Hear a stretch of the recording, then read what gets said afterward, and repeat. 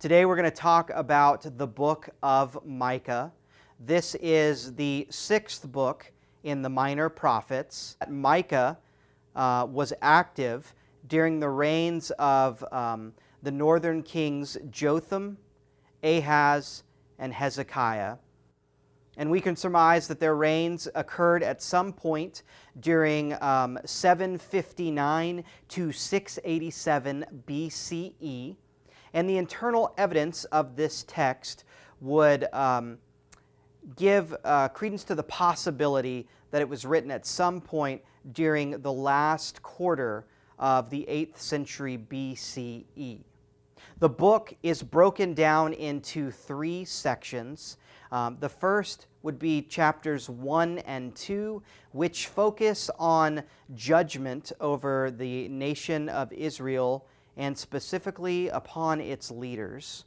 Chapters 4 and 5 describe these images of a glorified Zion, where the nation of Israel is intact once again, and the people of Israel are making their pilgrimage towards a glorified Zion. And it speaks to us in those sections about this idea of an ideal king, specifically in chapter 5, verses 2 and 5. And then chapters 6 and 7 return to God's lawsuit and the charges against the nation.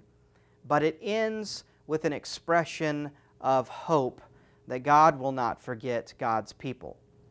The themes that we will focus on within the text: first, Micah really tries to give a theological explanation for the turbulent events that have occurred in the 8th century BCE. Remember, during this time, the Assyrians are gaining prominence, and according to history, they will ransack the northern kingdoms around 722 BCE.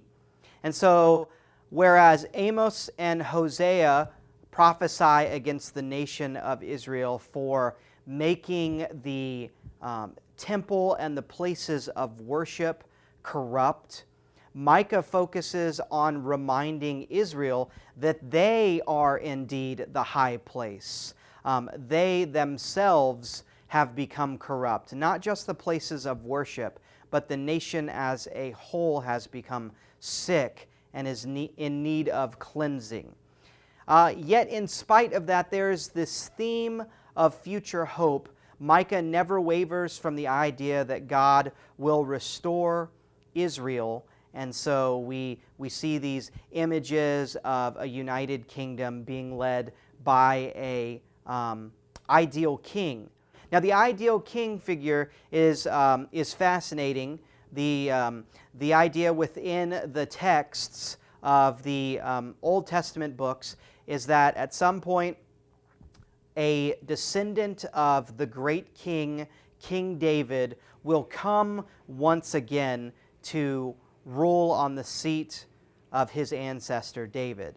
And so it reminds the people of Israel that when David was called, it was from the small tribe of Judah, nothing spectacular about them. And it reminds the people that the expected Messiah / king will come again from that same lineage. And it's fascinating when you read Micah and then you read the Gospels. There are numerous allusions and scriptural references to the idea that Jesus the Christ, our Messiah, is a descendant of David and is the one who has come to bring restored hope not only to Israel, but to the entire world. So read Micah, be encouraged by its themes of calling the people back to justice and the time in which everything will be as it should.